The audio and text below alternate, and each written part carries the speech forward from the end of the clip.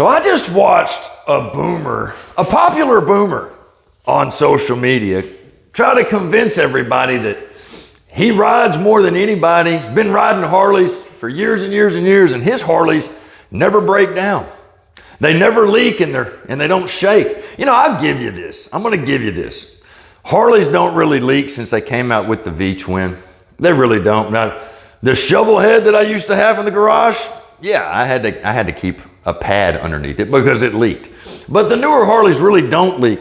However, everyone that owns a Harley, pretty much everyone you ever met that owns a Harley, when you ask them, why didn't you go with an Indian? A lot of them will tell you, well, it's because they don't have Indian dealerships in all the cities. And if I break down, I need to make sure that I'm close to a dealership.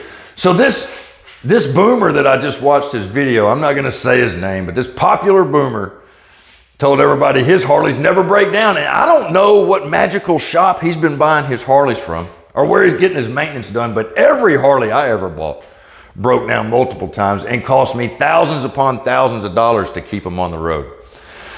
Harley owners always seem to be really concerned with making sure that there's a Harley dealership in every city that they go through in case they break down.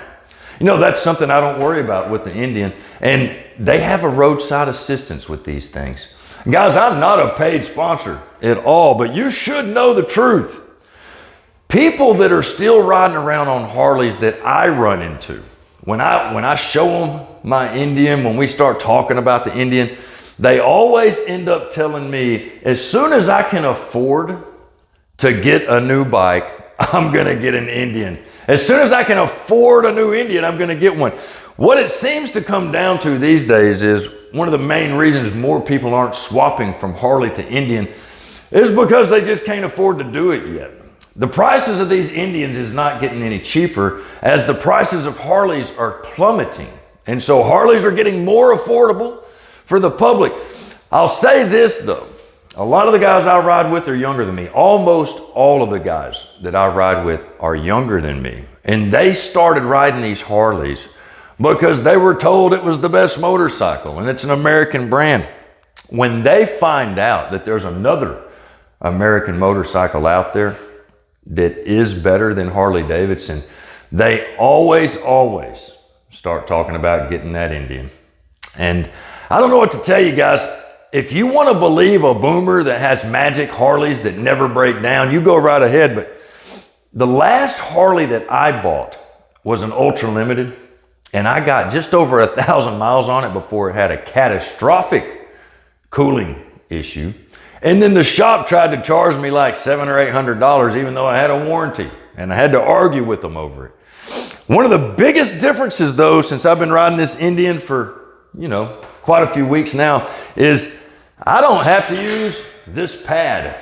You know, that Ultra Limited that I had is supposed to be one of the most comfortable motorcycles that Harley Davidson makes. It's supposed to be luxury, the embodiment of luxury.